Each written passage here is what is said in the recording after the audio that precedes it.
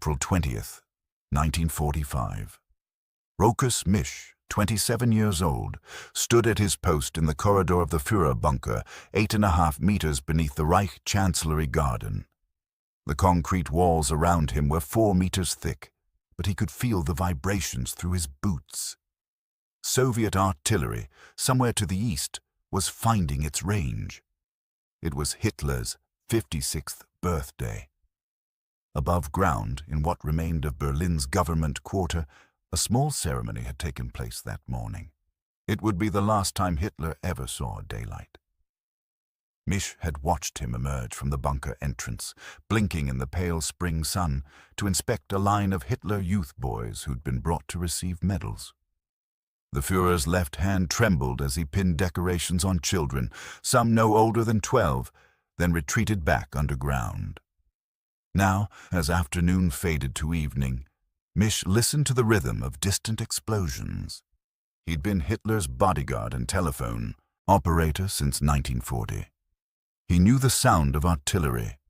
These were heavy guns getting closer. Traudl Junge, 25, one of Hitler's personal secretaries, sat in her small room typing.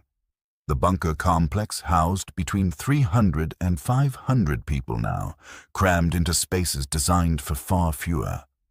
The air smelled of diesel fuel from the generators, of damp concrete, of too many unwashed bodies in too little space. Every few minutes, a deeper rumble would shake dust from the ceiling onto her papers. She would later write about the strange disconnect of those days. We lived in a netherworld, she remembered. Above us, Berlin was dying. Below, we typed letters and drank coffee as if the war were happening on another planet. But the war was coming closer. April 21st, Soviet forces had broken through the final defensive rings around Berlin. Artillery batteries were being positioned within direct range of the city center. By afternoon, shells were hitting the government quarter with increasing frequency. Heinz Linger, Hitler's valet, was helping him dress when the first shell struck close enough to rattle the bunker's ventilation system. Hitler paused, his shirt half-buttoned, and looked up at the concrete ceiling. His hands, which trembled constantly now from what doctors suspected was Parkinson's disease, shook harder. "How close?" Hitler asked. Linger didn't know. No one knew exactly. The bunker had no windows, no direct view of the surface. Information came through telephone lines and messengers who braved the dash from other buildings. "I'll find out, my Führer," Linger said. Hitler resumed dressing, but Linger noticed him glancing at the ceiling repeatedly. The man who'd ordered the conquest of Europe now lived in a concrete box, waiting for news from the world above. The military briefing that afternoon was tense.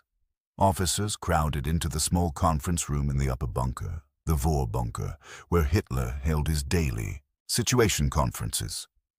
Maps covered the table, showing Soviet forces closing from east, north, and south. American and British forces approached from the west.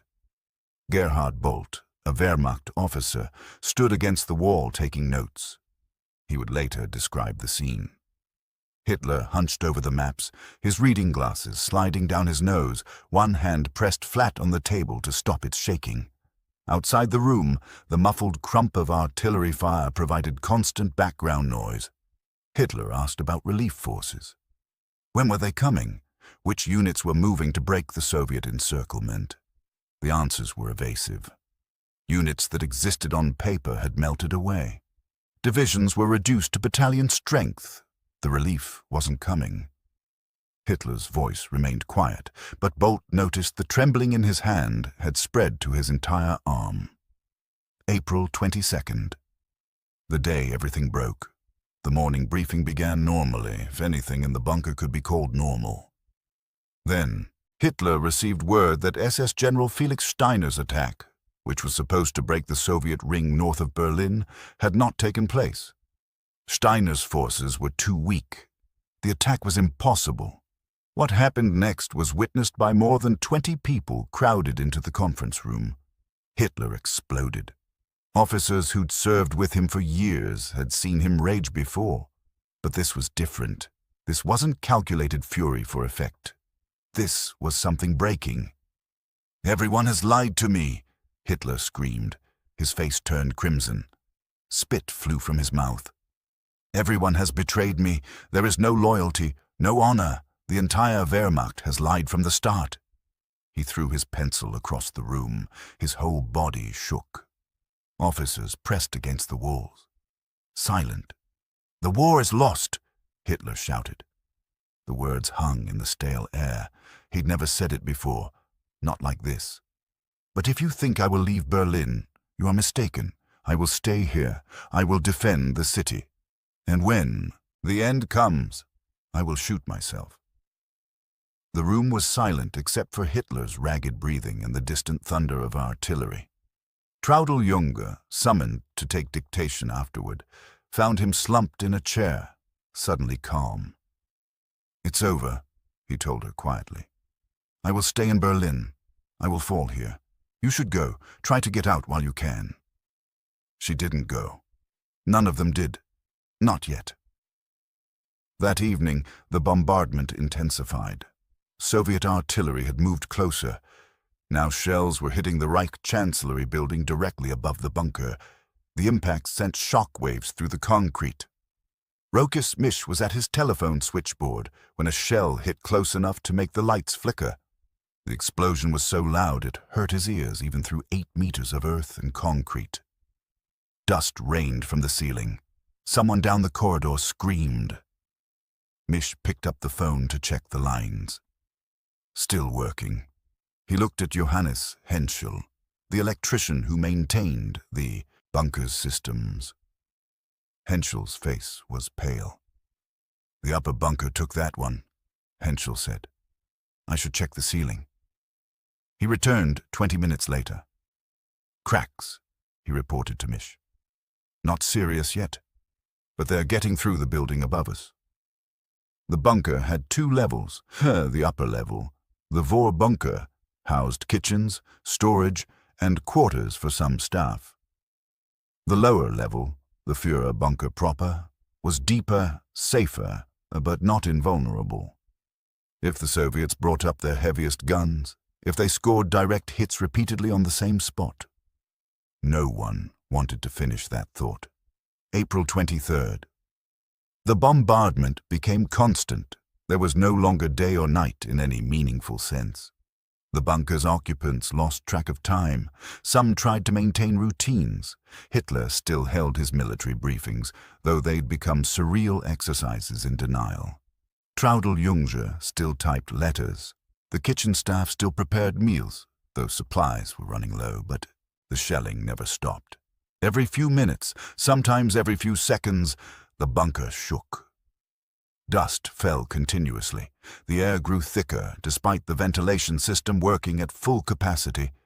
The smell of diesel exhaust mixed with concrete dust created a fog that burned the throat. People reacted differently. Some of the secretaries and staff tried to maintain normalcy. They played cards in the small common room, speaking loudly to be heard over the rumbling. They told jokes. They pretended. Others drank. The bunker's wine cellar was well stocked. By evening, officers and staff members stumbled through corridors, drunk, trying to forget where they were. Martin Bormann, Hitler's party secretary, maintained an eerie efficiency. He worked at his desk, writing orders, managing the party bureaucracy that still existed on paper, as if the Reich weren't collapsing around him. When shells hit particularly close, he would pause, look up at the ceiling, then return to his papers. The Goebbels family had moved into the bunker. Joseph Goebbels, Hitler's propaganda minister, brought his wife Magda and their 6 children. The children, ranging from 4 to 12 years old, didn't fully understand what was happening. Traudl Junge would later describe hearing the children singing in their rooms, trying to drown out the sound of explosions. Their voices, high and innocent, echoed through concrete corridors while Soviet shells demolished the city above. It was the most surreal thing, Junge remembered. Children singing nursery rhymes while the world ended. Hitler emerged from his private quarters less frequently now. When he did appear for briefings, People noticed his deterioration. His shuffle had become more pronounced. His hand trembling was constant. His eyes, which had once commanded rooms, seemed unfocused. But his voice, when he spoke, still carried authority. "How is the situation above?" he asked during the evening briefing on April the 23rd. An officer reported the Reich Chancellery was heavily damaged. The gardens were cratered. Fires burned throughout the government quarter. Soviet forces were within 2 kilometers of the bunker's location. Hitler nodded slowly. "And the relief forces?" Silence. There were no relief forces. Everyone in the room knew it.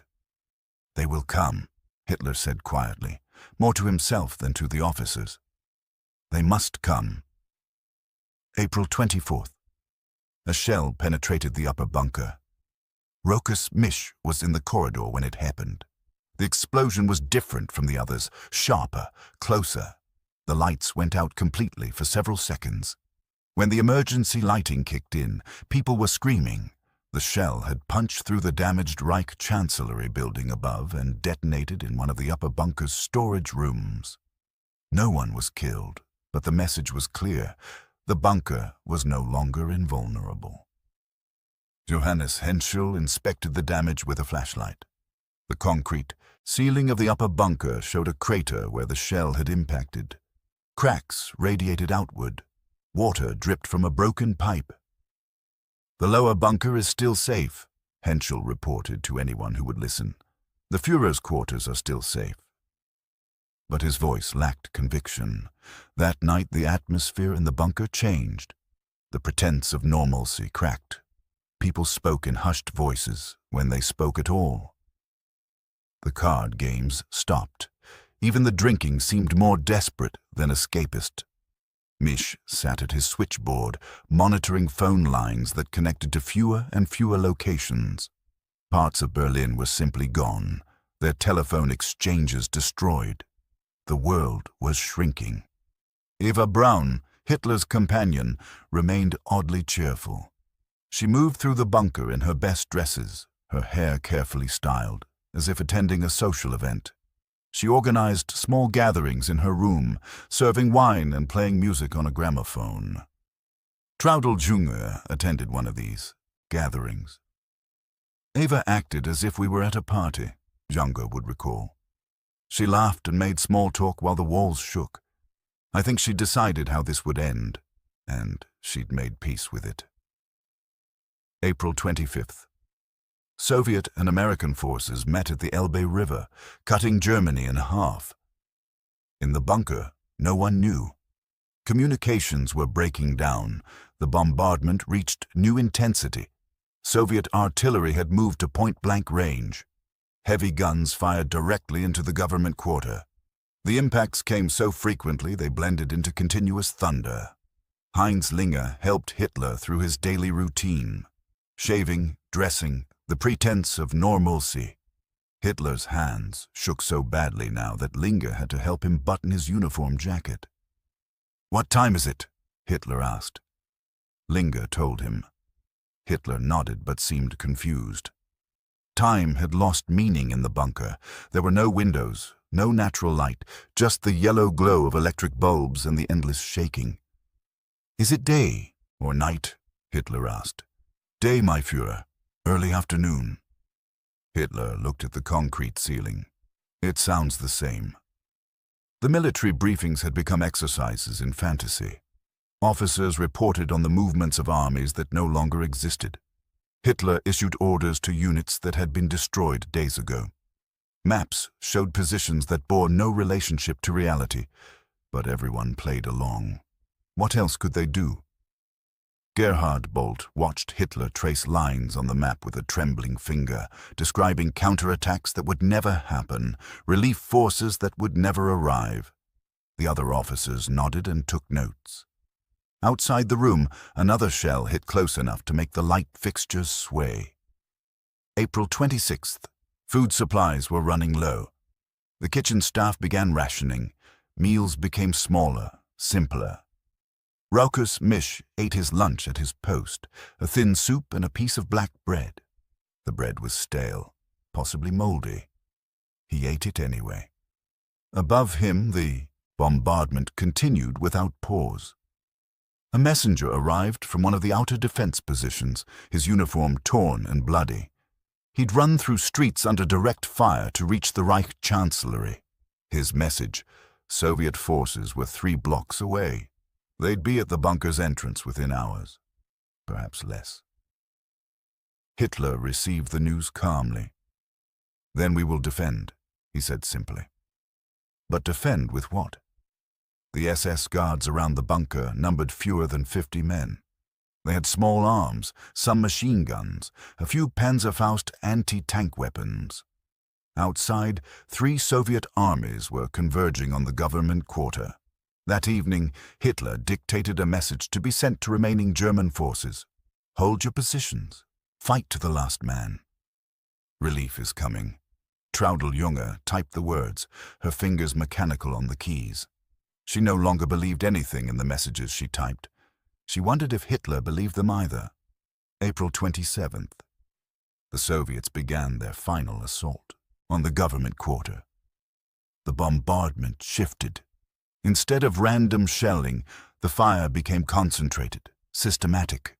Soviet forces were clearing buildings block by block, using artillery to soften defenses before infantry advanced. In the bunker, the impacts became more frequent, more violent. The entire structure shook continuously now. Dust hung in the air so thick it was hard to breathe. People tied handkerchiefs over their faces. Johannes Henschel worked frantically to keep the ventilation system running. The filters were clogged with dust. The diesel generators were overheating. Water was seeping into the lower levels from broken pipes above. "How long can we last?" someone asked him. Henschel didn't answer. He didn't know. Hitler held a briefing that afternoon. Fewer officers attended now. Some had fled. Others were dead. Those who remained looked like ghosts, pale and hollow-eyed in the dim light. Hitler asked about the relief forces again. When would General Wenck's army arrive from the west?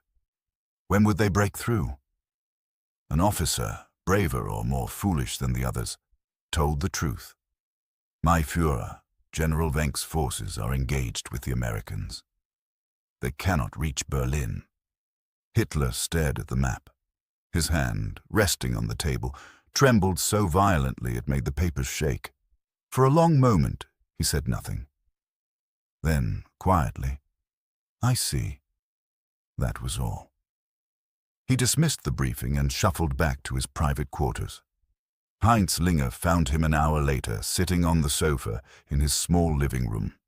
Hitler was staring at the wall, his dog Blondie at his feet. The dog, a German shepherd, was the only creature in the bunker that seemed unaffected by the bombardment. "My Führer," Linger said softly. Hitler looked up. "Linger, sit with me." Linger sat. They remained there in silence while the bunker shook around them. Hitler stroked the dog's head. His hand still trembled, but the motion seemed to calm him.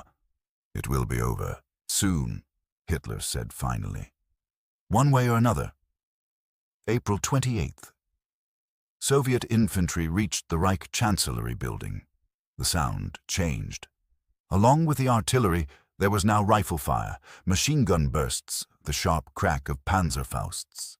The battle was directly above the bunker now. Rokas Misch could hear German voices shouting, returning fire. The SS guards were fighting in the ruins above. How long could they hold? A wounded guard stumbled down into the bunker, his face bloody. "They're everywhere," he gasped. "Hundreds of them. We can't hold." More guards retreated into the bunker. The outer defenses were collapsing. Hitler emerged from his quarters and asked for a report. An SS officer explained, "Soviet forces controlled most of the Reich Chancellery building. They were fighting room by room toward the bunker entrance. It was only a matter of time." Hitler nodded. He looked almost relieved. "Then it is decided," he said. That evening, he summoned several people to his quarters. Eva Braun was there, and Goebbels and Bormann. They spoke quietly, When they emerged, Eva was smiling. Traudl Junge learned the news from one of the other secretaries. Hitler and Eva Braun were getting married. Tonight, in the bunker, while Soviet soldiers fought in the building above. The ceremony took place just before midnight. A city official was found, brought to the bunker to perform the civil service. Hitler and Eva stood before him in the small conference room while shells shook the walls. The official's hands trembled as he read the brief ceremony. Hitler and Eva exchanged simple gold rings. There were no flowers, no music, just the rumble of artillery and the rattle of machine gun fire from above. "I now pronounce you man and wife," the official said. Hitler kissed Eva briefly. A few people clapped. Someone opened champagne. The wedding party that followed was the strangest gathering Traudl Junge had ever witnessed. About 10 people crowded into Hitler's small living room. They drank champagne and made small talk while the battle raged overhead. Eva laughed at someone's joke. Hitler smiled, his hand resting on her shoulder. It was like a dream, Junge would later write, or a nightmare. I couldn't tell which. We were celebrating a marriage while the world ended. The party lasted about 2 hours. Then Hitler dismissed everyone except Traudl Junge. He wanted to dictate his will and his political testament. Junge sat with her typewriter. Hitler paced the small room, speaking slowly, pausing frequently as explosions shook the bunker. He dictated his justification for the war, his blame for others, his final orders to the German people. Junge typed mechanically, not really processing the words. When he finished, dawn was approaching. April 29th was beginning. Hitler signed the documents. Then he did something unexpected. He asked Junge about herself. Where was she from? What would she do after the war? "I don't know, my Führer," she said honestly. "You should try to get out," Hitler said. "You're young. You have a life ahead of you." It was the kindest thing he'd said to her in years. April 29th continued with the same relentless bombardment. Soviet forces controlled everything above ground now. The bunker was completely cut off. Food was nearly gone. The kitchen served watery soup twice a day. Water was rationed. The air was foul despite the ventilation system's best efforts. Hitler spent most of the day in his quarters. He emerged once for a brief military briefing, but there was nothing to brief. No communications, no reports, no armies left to command. That afternoon, he ordered his dog, Blondie, killed. He couldn't bear the thought of the Soviets capturing her. A doctor administered poison. Hitler didn't watch. Heinz Linger found him afterward, sitting alone, crying. It was the only time Linger ever saw him cry. Evening. Hitler summoned his closest staff. He said goodbye to them individually, shaking hands, thanking them for their service. His hand trembled in theirs. He gave Rokas Misch a photograph of himself, signed. "For your loyalty," Hitler said. Misch would keep that photograph for the rest of his life, hidden away, a relic of the strangest years of his existence. Night fell. The bombardment never stopped. Soviet forces were now fighting in the bunker complex itself, in the upper levels. Gunfire echoed through the corridors. Hitler and Eva retired to their quarters. The door closed. April 30th. The final day. Morning was relatively quiet. The bombardment continued but seemed less intense. Perhaps the Soviets were regrouping for a final assault. Hitler emerged from his quarters around noon. He was dressed in his uniform, his hair combed, his appearance as neat as his trembling hands would allow. He ate lunch with his secretaries and several staff members. No one spoke much. The food was almost gone, just some pasta with thin sauce. After lunch, Hitler said goodbye again to those present. He shook hands. He told them to try to escape, to get out of Berlin if they could. Then he and Eva returned to their quarters. Heinz Linger and Otto Günsche, Hitler's SS adjutant, stood guard outside the door. Inside, they heard low voices, then silence. At approximately 3:30 in the afternoon, a single gunshot. Linger and Günscher waited several minutes, then opened the door. Hitler sat on the sofa, dead from a gunshot to the head. Eva lay beside him, dead from cyanide poisoning. The smell of almonds and gunpowder filled the small room. Above them, the bombardment continued. Soviet shells still fell on the ruined Reich chancellery. The battle still raged. But in the bunker, in that small concrete room, it was over. The bodies were carried up to the garden, doused with gasoline, and burned in a shell crater while Soviet artillery fire continued. Those who remained in the bunker watched the flames, then retreated back underground. The bombardment went on through the night. May 1st. Joseph Goebbels, now the designated leader of what remained of the Reich, lasted less than 24 hours. He and his wife poisoned their 6 children, then killed themselves. The remaining occupants of the bunker tried to break out through Soviet lines. Most were captured or killed. Rokas Misch was captured by Soviet forces on May 2nd. He would spend 9 years in Soviet prison camps. Traudl Junge escaped through the ruins of Berlin and survived the war. She would spend the rest of her life trying to understand how she'd ended up in that bunker. Heinz Linger was captured and imprisoned until 1955. Johannes Henschel, the electrician, stayed in the bunker and surrendered to Soviet forces when they finally entered. He explained the generator systems to them, then was released. The bombardment of Berlin officially ended on May 2nd, 1945, when the remaining German forces in the city surrendered. The Führerbunker, that concrete tomb beneath the Reich Chancellery garden, was eventually sealed and buried. It still exists somewhere beneath modern Berlin, a chamber of echoes and dust,